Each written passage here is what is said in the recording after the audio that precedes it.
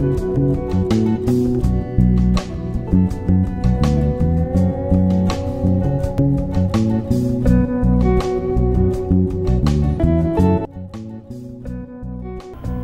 warahmatullahi wabarakatuh.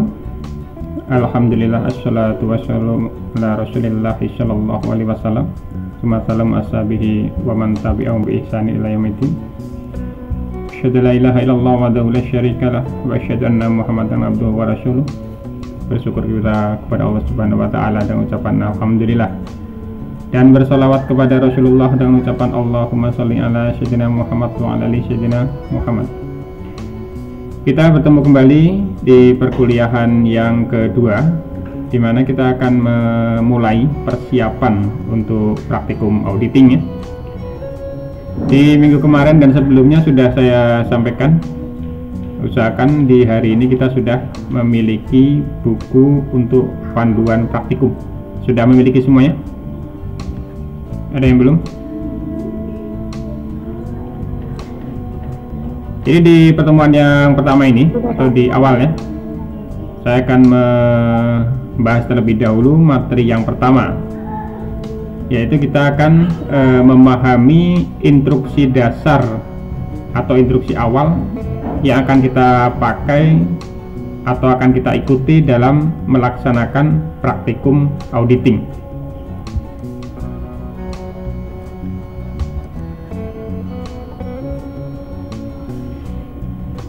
Jadi ini buku yang saya gunakan ya, buku 1, ini praktikum auditing. Sekiranya nanti di sini tulisannya kurang jelas, saudara bisa melihat yang ada di buku saudara ya. Karena di sini tampilannya mungkin bisa jadi terlalu kecil. Saya besarkan sedikit.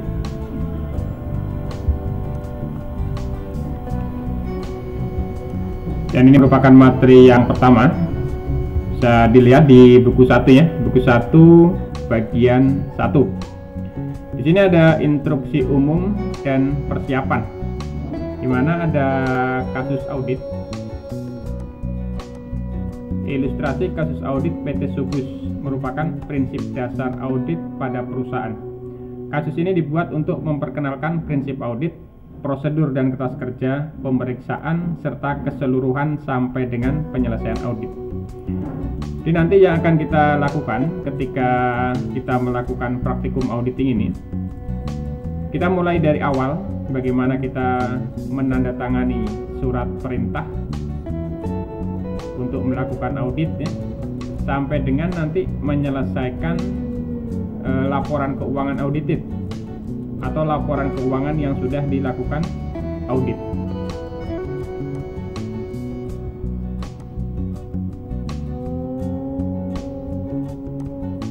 Di buku ini terbagi menjadi beberapa modul ya. Ada modul 1 sampai dengan modul 9. Ini nanti akan kita bahas semuanya satu per satu.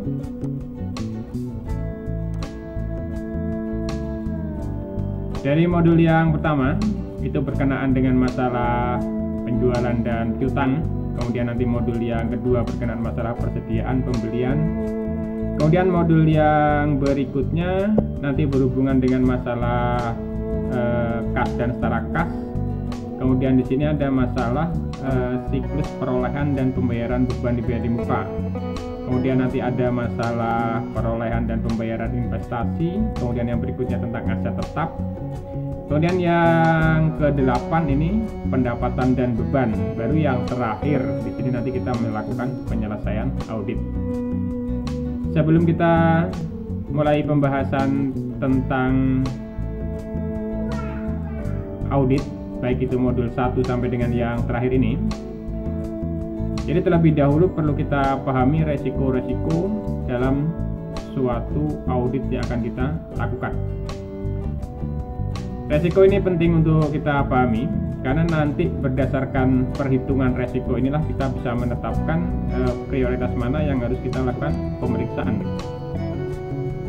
Di sini ada 3 buah resiko yang perlu kita pahami ya. Yang pertama itu ada resiko bawaan, ada resiko pengendalian, dan ada resiko deteksi. Jadi kalau resiko bawaan Itu artinya di sana bisa jadi terjadi kesalahan akun ya, terjadi kesalahan akun dengan salah saji. Karena apa? Disebabkan di sini memang prosedurnya tidak diatur oleh perusahaan.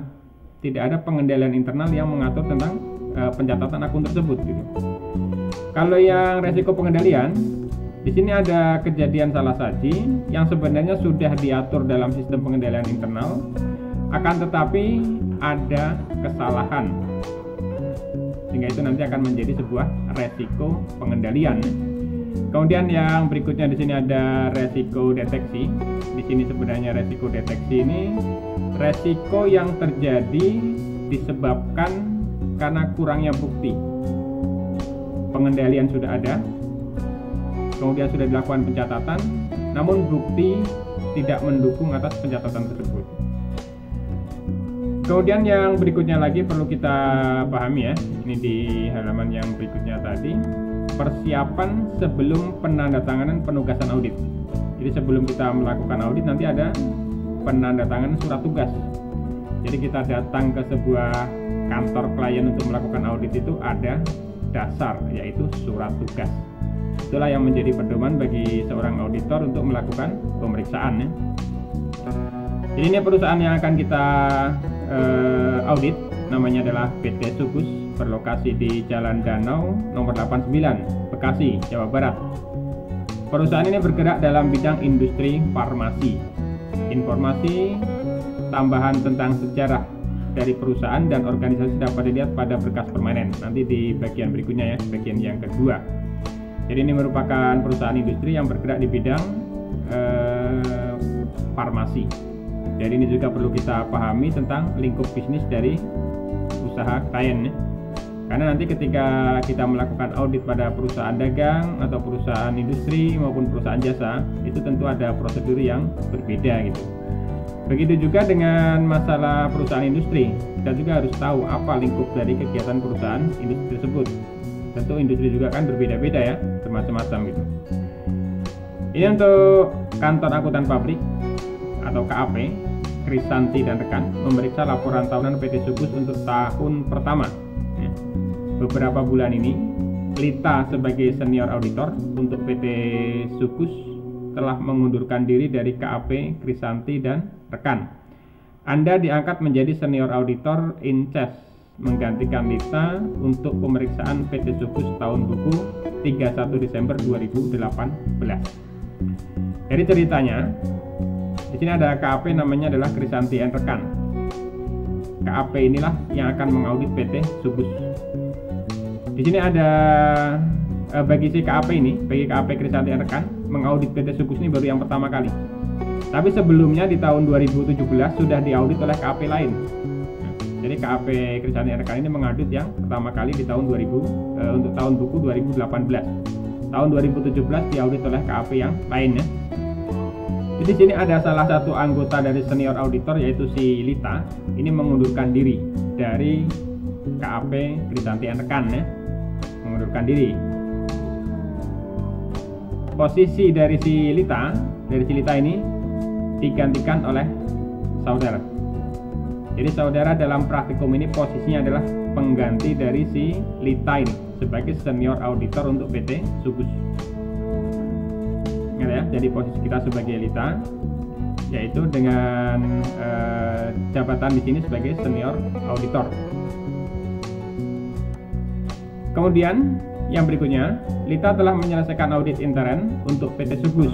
Dia menyelesaikan kuesioner pengendalian intern atau internal control questionnaire dengan manajer keuangan dan akuntansi PT Sugus yaitu Bapak Daniel tanggal 13 Desember 2018 dan selalu memutakhirkan atau mengupdate pengendalian internal. Jadi si Lita ini sebelum mengundurkan diri dia sudah bekerja dulu. Dia melakukan menyebar ya atau mengisi kuesioner pengendalian internal di PT Sugus. Jadi sebagai informannya di sini adalah manajer keuangan dan akuntansi dari PT Sugus. Jadi sudah diselesaikan oleh Lita. Jadi nanti kita cukup membaca apa yang sudah dikerjakan oleh saudara Lita itu. Kemudian Anda diminta membantu menyiapkan audit prosedur dengan bantuan junior auditor. Jadi Anda ini punya anak buah lagi nanti. Karena tadi Anda di sini sebagai senior auditor, nanti anak buahnya adalah junior auditor. Anda dapat menggunakan informasi ini untuk menyusun persiapan awal pemeriksaan. Jadi kita akan menggunakan informasi ini untuk awal pemeriksaan ya. Tanggal 13 Desember 2018 si Rita sudah menyelesaikan internal control questionnaire tadi, sudah selesai.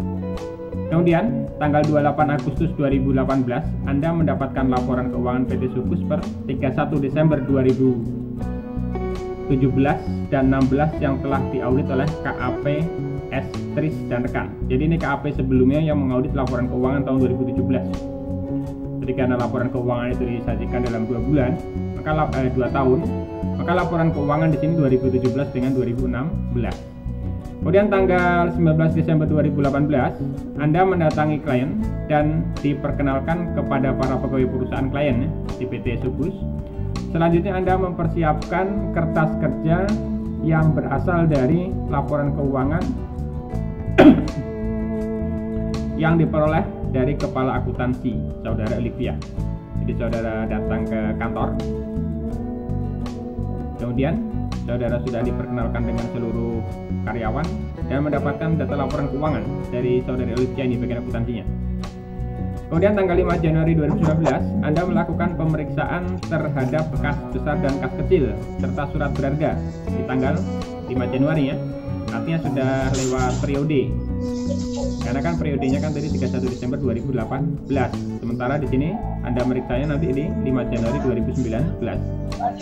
Kemudian pada tanggal 1 Januari 2019 Anda melakukan pemeriksaan terhadap persediaan barang dengan melakukan pemeriksaan fisik dan membuat berita acara.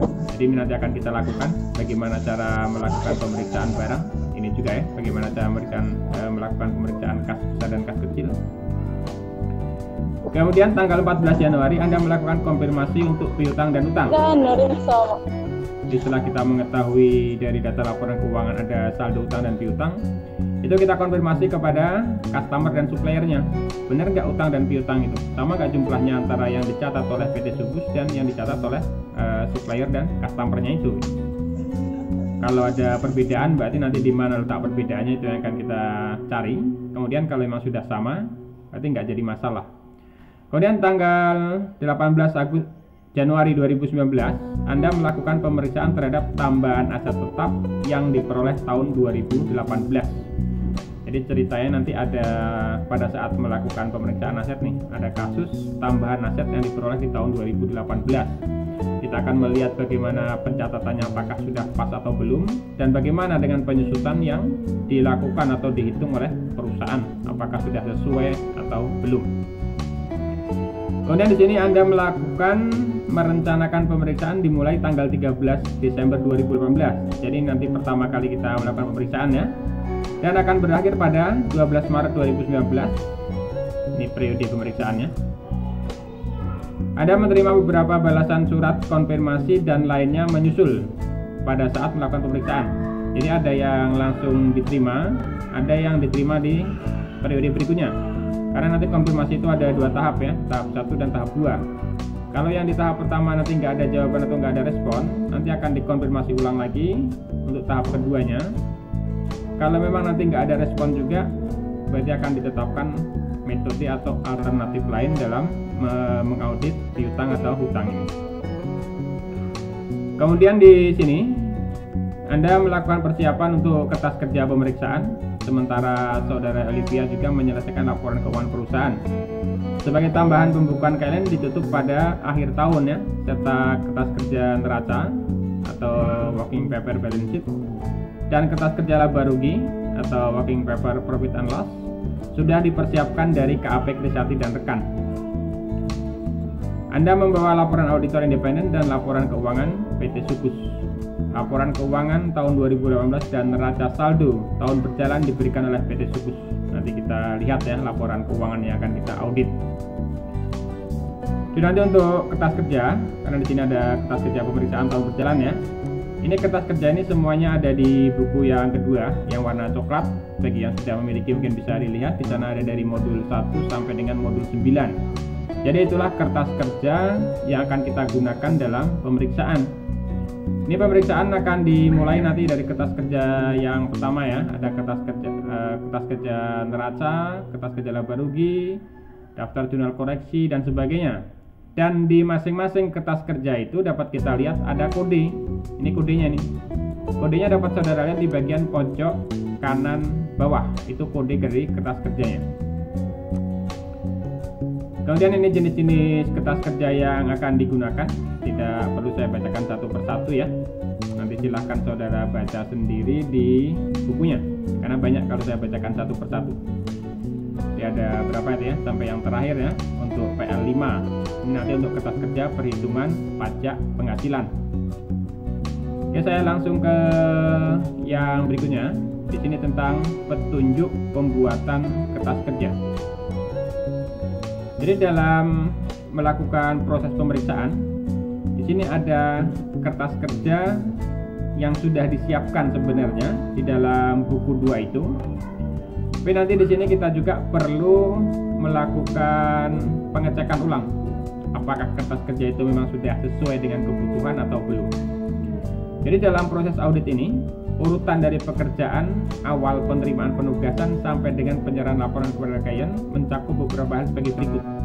Jadi ini langkah-langkah yang akan kita kerjakan nanti. Tapi secara bertahap ya dalam setiap sesi perkuliahan. Karena nanti kalau dalam satu sesi itu kita bisa menyelesaikan satu modul, berarti sesi berikutnya kita bisa melanjutkan ke modul yang baru lagi gitu. Jadi yang pertama ada perencanaan pendekatan audit ya. Ini kita akan melakukan identifikasi alasan klien untuk diperiksa dengan mengetahui maksud penggunaan laporan audit dan pihak-pihak pengguna dari laporan keuangan. Jadi ini langkah yang kita lakukan. Kita harus melakukan kunjungan ke kantor klien ya. Kita harus mengetahui latar belakang bidang usaha sebagaimana saya sebutkan tadi.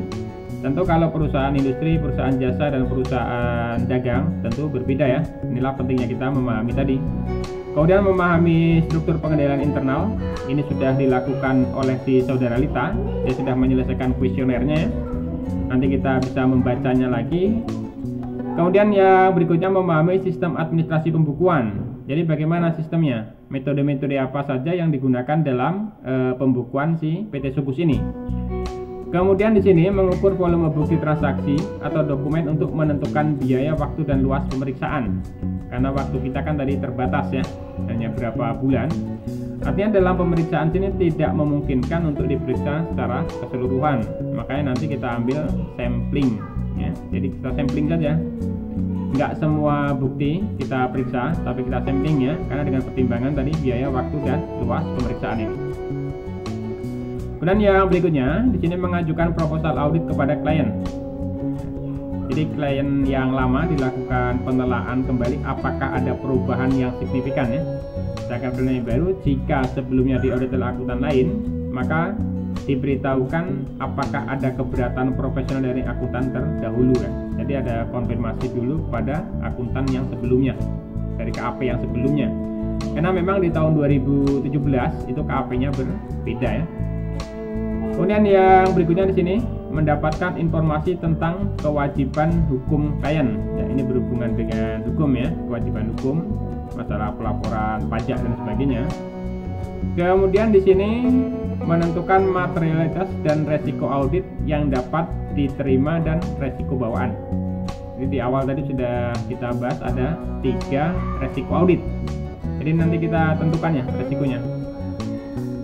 Kemudian yang berikutnya di sini mengembangkan neraca dan program audit menyeluruh yang mencakup menyiapkan staf yang bergabung dalam tim audit.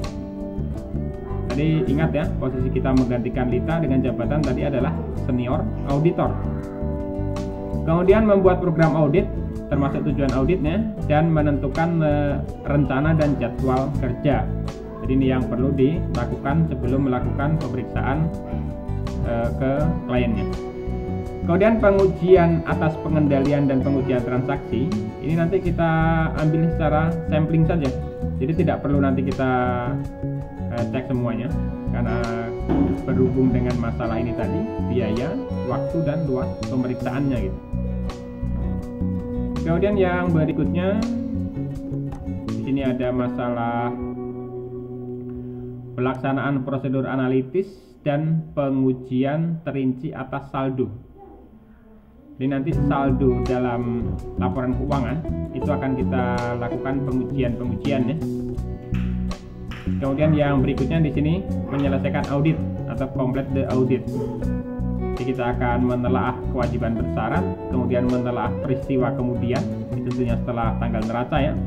Kemudian mendapatkan bahan bukti akhir, misalkan ada surat dari pernyataan dari klien bahwa laporan keuangan sudah dilakukan pemeriksaan ya.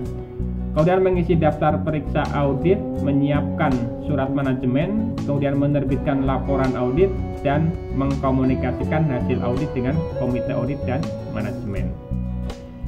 Kemudian ada kerja pemeriksaan yang berhubungan dengan masalah yang ada di buku 2 ya, bahwa dokumentasi audit yang relevan untuk periode berjalan dan beberapa periode, ini kertas kerjanya. Kemudian catatan yang dibuat auditor dan dokumen yang dipersiapkan oleh klien, kemudian pelaksanaan prosedur yang tertera pada program audit dan informasi yang relevan yang untuk menarik kesimpulan yang tepat ya. Nanti ini merupakan kertas kerja pemeriksaannya, bagian-bagiannya. Kemudian yang berikutnya di sini ada dokumentasi yang disiapkan oleh klien, baik secara manual maupun menggunakan komputer. Jadi kalau ini klien yang menyiapkan ya, klien yang menyiapkan. Kemudian tujuan atau fungsi kertas kerja pemeriksaan. Ini tujuan dari kita membuat kertas kerja pemeriksaan ya, sebagai dasar untuk perencanaan audit, kemudian sebagai catatan atas bukti yang dikumpulkan dan hasil pengujian, kemudian sebagai catatan atas pemeriksaan pekerjaan yang telah dilakukan, apakah sudah sesuai dengan program pemeriksaan atau belum. Kemudian sebagai penjelasan mengenai masalah atau situasi yang dihadapi atas pelaksanaan kebijakan, prosedur, ketepatan, efisiensi, dan sebagainya. Kemudian nanti yang berikutnya lagi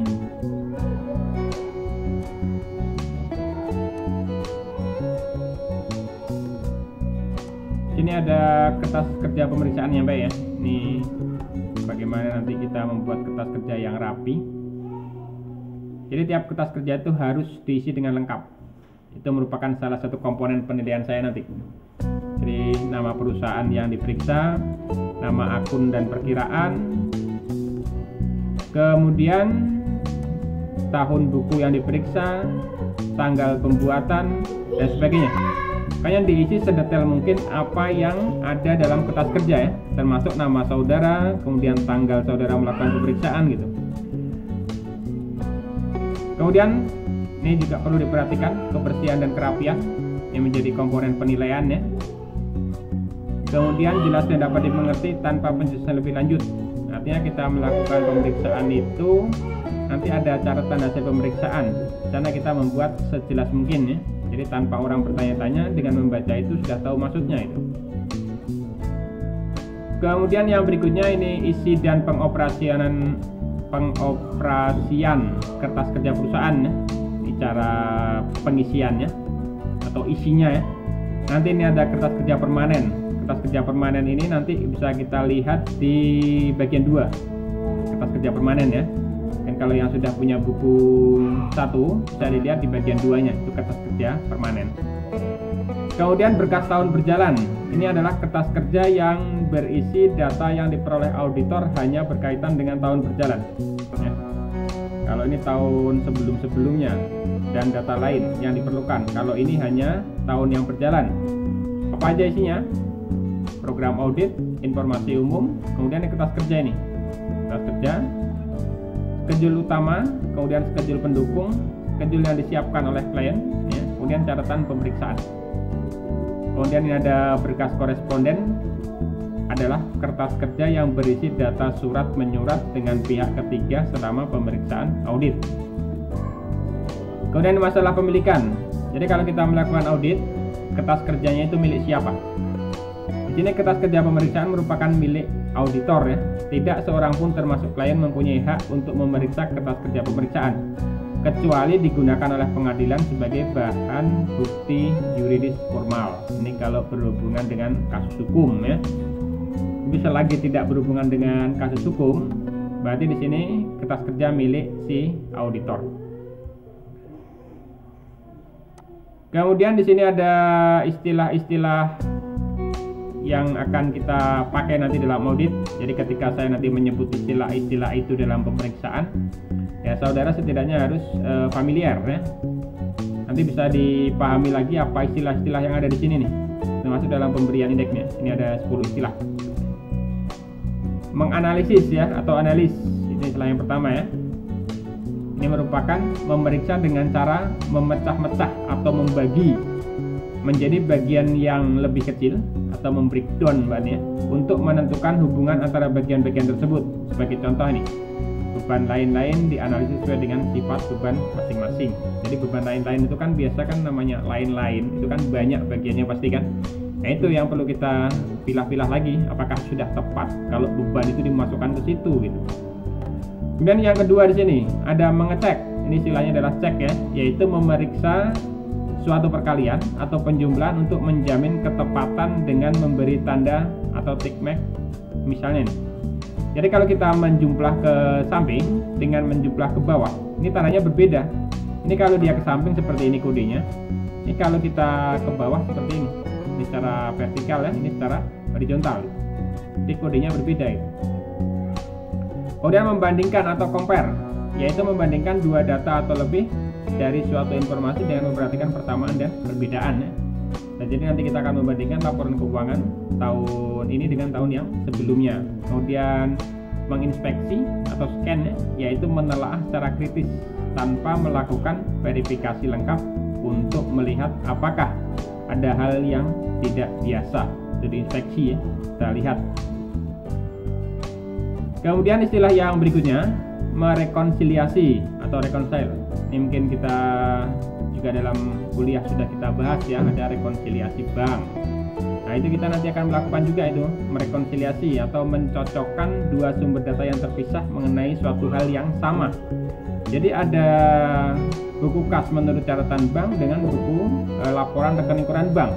Itu kan hal yang sama, yaitu sama-sama kas ya, sama-sama kas. Cuma sumbernya berbeda, satu bersumber dari perusahaan, yang satunya bersumber dari bank.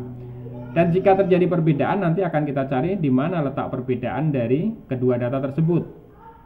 Kemudian yang berikutnya, mengkonfirmasi atau confirm. Ini hubungannya nanti adalah untuk pencarian bukti, di mana pihak ketiga meneguhkan kebenaran atau kesalahan informasi.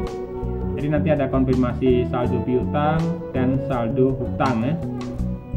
Jadi tujuannya apa? Ya kita ingin mengecek apakah benar datanya itu atau tidak. Kemudian istilah lain adalah menelusuri ya, atau trace, yaitu memeriksa dengan cara mengurut kembali ke bukti asal. Jadi kalau audit ini kan dari laporan kita balik ke belakang ya, ke transaksi. Tapi kalau akuntansi itu kan dari transaksi ke laporan ya. Jadi ini nanti namanya adalah menelusuri.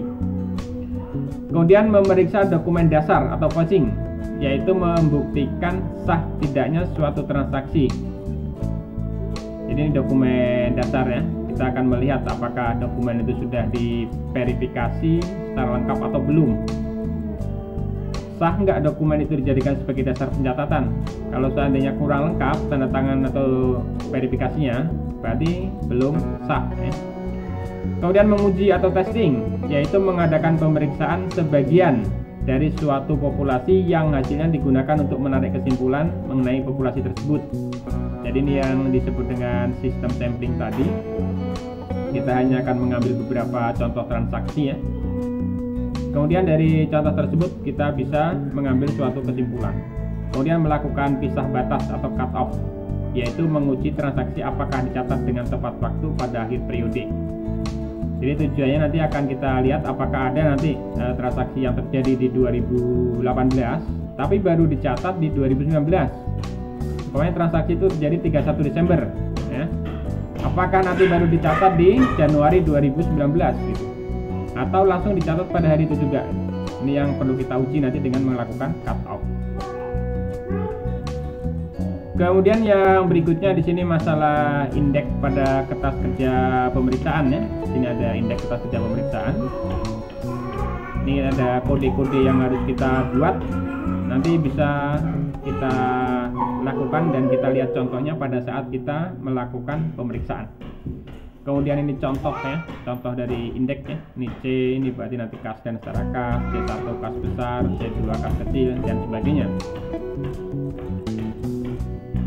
Ini untuk laba ruginya, ada kode-kodenya. Kemudian laporan keuangan A1, A2, A3 bisa dilihat ini. Kemudian ini penyelesaian ya, ada B1, B2, B3. Ini nanti berhubungan dengan yang halaman tugas terakhir ya. Kemudian di sini bisa juga saudara lihat tickmark ya, atau tanda-tanda. Ini yang saya sebutkan tadi, ini menjumlahkan ke bawah, ini menjumlahkan ke samping ya. Kemudian ada lagi nanti CO itu apa, kemudian L itu apa, kemudian VL itu apa, watching ya, karena tadi ada istilah-istilah yang sudah kita bahas tadi. Kemudian ini berhubungan dengan masalah konfirmasi. Nanti kita pun akan memberi kode. Apa hasil konfirmasi itu? Apakah konfirmasinya itu cocok atau tidak? Kalau cocok kita kasih CB kodenya. Kemudian kalau belum cocok ya kita kasih RD. Kemudian kalau jawaban konfirmasi dikembalikan kantor pos, bisa jadi alamat pindah dan sebagainya ya, tidak ditemukan, berarti kita kasih tanda RPO. Kemudian ini kalau nggak ada jawaban, NR ya. Kemudian ini kalau jawaban dibuat oleh klien ya, karena kemungkinan nanti tidak memperoleh informasi yang lengkap dari customer atau supplier, sehingga si kliennya membuat sendiri ya, kita kasih kodenya gitu. Ini nanti kita lakukan di audit utang dan piutang. Kemudian yang terakhir ini inisial atau para auditor ya, perlu diingat tadi posisi saudara di mana, nanti contoh parafnya gimana ya. Kemudian yang berikutnya ya, waktu kita sudah mau habis ya. Ini data laporan keuangan dari PT Subus per 31 Desember 2018 ya, dan 2017. Jadi kalau yang 2017 ini sudah dilakukan audit. Jadi kita akan melakukan audit yang 2018 ini. Nilai akan kita periksa apakah saldo akun ini sudah benar atau sudah wajar atau belum penyajiannya. Ini neraca atau laporan posisi keuangan. Kemudian yang berikutnya di sini ada laporan laba rugi ya. Ini laporan laba rugi 2018-2017. Kemudian di sini ada laporan saldo laba. Saldo laba ya. Dan yang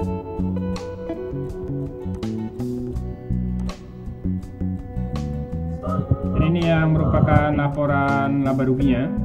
Kemudian ini tadi adalah laporan saldo laba atau laporan perubahan modal ya. Kemudian ini ada neraca saldo per 31 Desember 2018 dan 2017. Ini yang 2018 dan ini yang 2017. Jadi akan kita periksa nih nanti akun-akunnya nih, apakah sudah benar atau belum. Bagi contoh ini kas masa cuma 3 juta. Kemudian di sini ada kas kecil 2 juta. Jadi nanti akan kita cek apakah sudah sesuai atau belum. Caranya bagaimana? Kita akan melakukan cash of name. Kita akan periksa bukti fisik kas yang dipegang oleh kasir. Kemudian begitu juga dengan akun-akun yang lain. Seperti di sini ada persediaan ya. Nanti kita akan melakukan cek persediaan. Ada investasi berjangka, ini akan kita cek apakah sudah benar atau belum. Investasi saham, apakah sudah benar atau belum, saldonya segini. Kemudian yang terakhir, ini masih sambungan dari neraca saldo. Ini untuk akun yang berhubungan dengan masalah modal, pembelian, beban, gaji, semua biaya. Jadi ini bagian dari instruksi umum yang perlu kita pahami sebelum kita melakukan pemeriksaan terhadap klien PT Subus. Oke, sampai di sini ada yang mau didiskusikan sebelum kita lanjutkan dengan yang lainnya? Mau nanya nih Pak, yang hasil jawaban konfirmasi yang RPO itu kan, yang RPO itu jawaban konfirmasi yang dikembalikan oleh kantor pos. Itu maksudnya apa ya Pak? Contohnya boleh Bapak kasih contoh, kami masih kurang paham. Jawaban konfirmasi ya? Di situ keterangan jawaban konfirmasi Iya, atau hasil yang Hah? hasil jawaban konfirmasi yang bagian RPO halaman 11 Pak. Ini ya? Iya, yang RPO Pak. RPO ini ya? Jawaban Iya. konfirmasi yang dikembalikan oleh kantor pos. Jadi nanti ketika kita mengirim konfirmasi, kan ada, kita akan memperoleh tanggapan dari mereka kan. Tapi di sini maksudnya gini, jadi tanggapan konfirmasi itu nanti yang mengirimkan, yang kita terima ya, dikembalikan oleh kantor pos. Jadi bisa jadi nanti surat konfirmasi itu yang kita buat, kita sampaikan ke mereka, tapi suratnya itu dikembalikan ke kantor pos tanpa ada konfirmasi. Jadi sama si supplier atau customernya, suratnya itu dikembalikan lewat kantor pos gitu. Jadi dia tidak memberikan jawaban sebenarnya, tapi dia hanya mengembalikan surat dari konfirmasinya itu. Beda dengan yang ini tadi. Kalau yang ini memang dia ada jawabannya, yang ini juga ada jawaban tapi tidak cocok, yang ini cocok ya. Tapi kalau ini dia tidak ada jawaban sebenarnya gitu. Jadi jawabannya hanya mengembalikan surat lewat pos saja. Kalau ini tidak ada tanggapan sama sekali gitu. Makanya nanti yang tidak ada tanggapan sama sekali ini nanti dia akan dikirim ulang di tahap berikutnya. Karena nanti konfirmasi ini ada dua tahap, tahap 1 dan tahap 2. Jadi yang di tahap 1 nanti nggak ada konfirmasi atau kodenya NR ini akan kita lakukan konfirmasi ulang. Gitu. Ada lagi? Udah. Tapi ini nanti dalam contoh kasusnya ini nggak kita temukan ya. Yang ini nanti dalam contoh pembahasan nggak kita temukan. Yang kita temukan cuma yang CB, yang RD dan yang NR aja. Yang PBC pun nggak ada gitu. Ada lagi?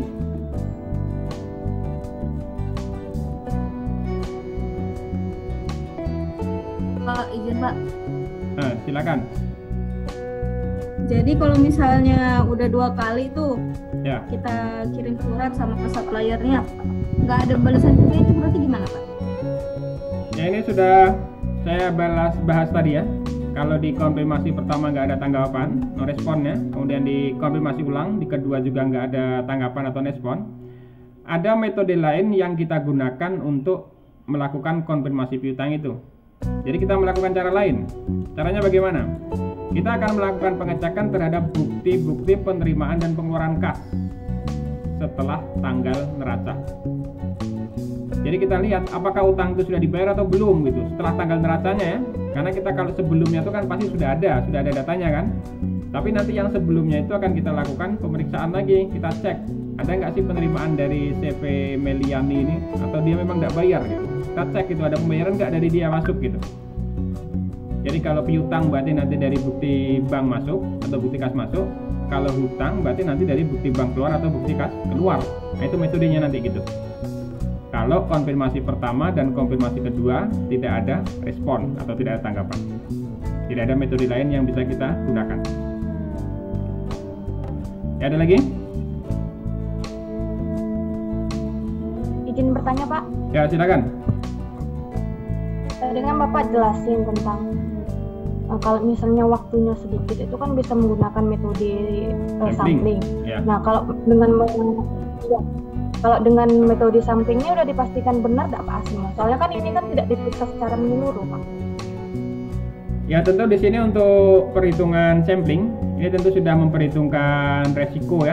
Karena tadi kan sebelumnya kita sudah membahas tentang resiko kan. Resiko itu kan ada 3 tadi kan.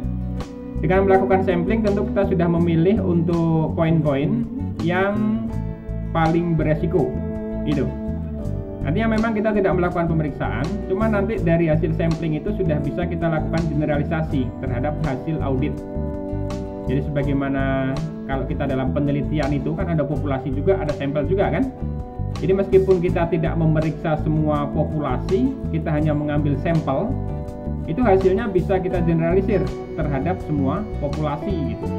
Begitu juga dalam audit, meskipun kita hanya mengambil sampel, tapi nanti hasilnya juga bisa kita generalisasi menjadi sebuah kesimpulan dalam audit ini. Karena memang tidak memungkinkan nanti satu dokumen perusahaan selama 1 tahun itu akan kita pelototi satu persatu. Bisa putih mata kita semuanya nanti kalau kita pelototi satu persatu. Dan waktu kuliah juga nggak cukup kalau cuma berapa sesi gitu.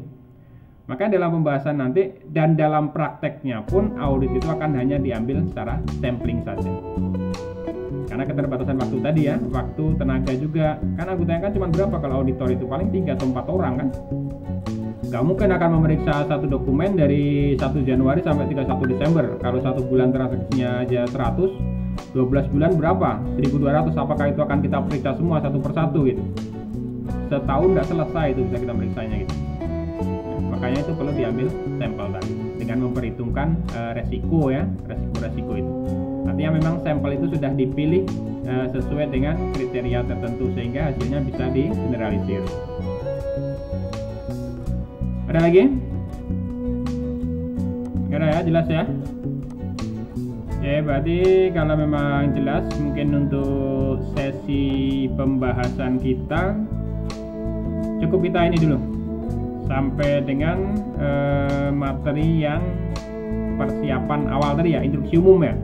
Nanti minggu depan kita bahas berkas permanen dan minggu depannya nanti masuk ke modul 1. Modul 1 itu kan belum praktek, dia hanya menyiapkan awal saja, itu bisa saya pandu melalui online. Tapi nanti pas kita mulai modul 2 itu baru kita mulai praktek, itu lebih bagus nanti kita lakukan secara tatap muka gitu.